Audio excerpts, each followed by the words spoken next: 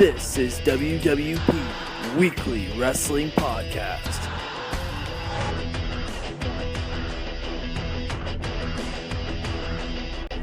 Here following Destiny World Wrestling Carnage, the 1-year anniversary show, and I'm here with one of the better minds in the wrestling business, one of my favorite minds in the wrestling business. I'm here with one Scott D'Amore. What's up, man? Hey, not much. Just happy to be here. Absolutely. You, Kongo Kong, main event of Destiny World Wrestling against Randy Reigns, Santino Marella, and that devious Mick Foley.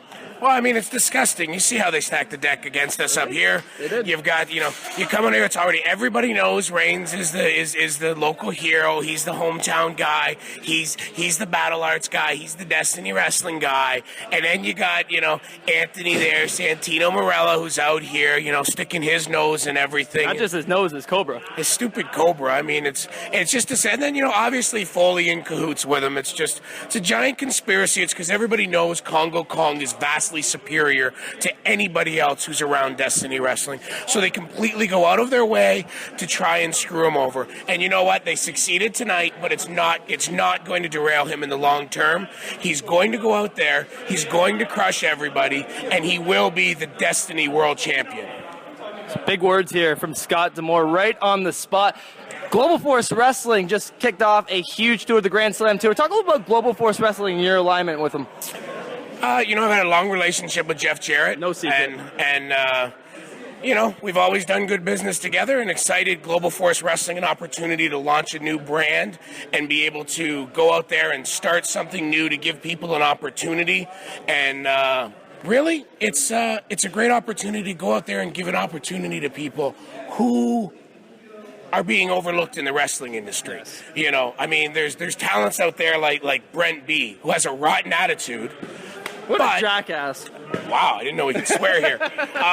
He has a rotten attitude, but he has some talent. So if somebody could ever, figure out that 5-cent head of his and get him on the right track, a guy like that. There's so much great talent out there, and by going out there and going to the towns, we get an opportunity to give these people an opportunity to be showcased and be seen by people. And I think Global Force Wrestling, hopefully we'll have an exciting 2016. How about the relationships with the baseball parks? That's kind of a different deal than we've seen in professional wrestling. Talk a little about the baseball parks and bringing that atmosphere to there. It's great. Minor league baseball around the U.S. is such an amazing industry, right?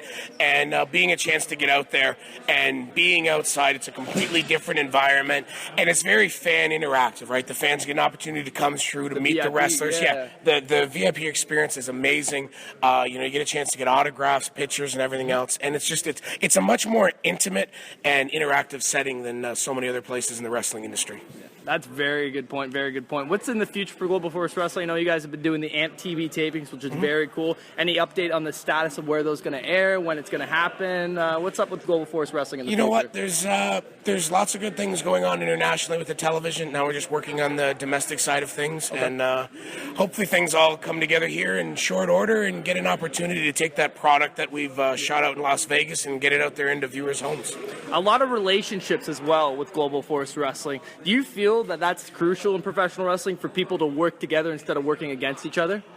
I think so, and I think it's a different approach in this day and age, right? There's so many people that go out there and ignore what's going on in other places. I think it's nice to have an opportunity to acknowledge what's going on in other places. And you saw it, like Cody Deaner going out to the ring with the different independent championships that he holds, including the Border City Wrestling Heavyweight Championship, cheap pop, right? Nice get that little plug right in there.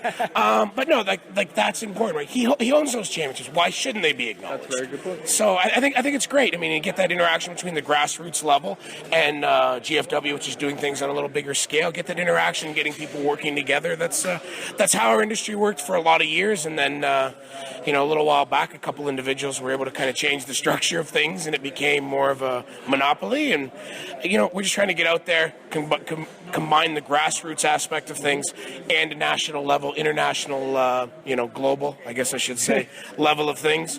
And, do what's good for business. That's it. Border City Wrestling, what's up for them in 2016? I know you're the mastermind behind that bad boy.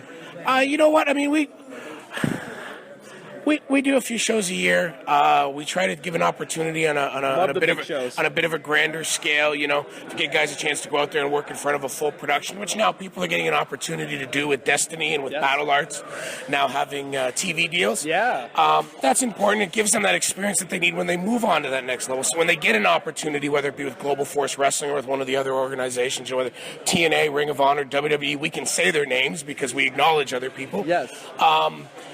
They've had that experience working television. They've been told how to hit their mark on their entrances. They've had an opportunity to do interviews. Yeah. And so a lot of the stuff they don't get at a lot of things on the independent level. A lot of your normal independent wrestling shows. Yeah, so try to give them some of those skills so they're better prepared to move on to the next level. That's really what we are. We've been a training ground for 20 years, and we 20 plus years at this point, and we hope to continue for the foreseeable future. That's awesome, man. That's always great to hear. What are your thoughts on the state of professional wrestling right now between, the relationship with ROH, PWG, NXT, and New Japan kind of doing their own thing? There's a lot of relationships out there right now. There's a lot of guys going places we never thought they'd go. AJ Styles, WWE. Your thoughts on all this stuff going down right now? I think there's a lot of exciting things going on in wrestling right now. I mean, AJ going to WWE is a huge story. I mean, nobody deserves it more than AJ. And a lot of the other rumors surrounding talent in New Japan Pro Wrestling and the way the business is over there with things and how hot it is over there.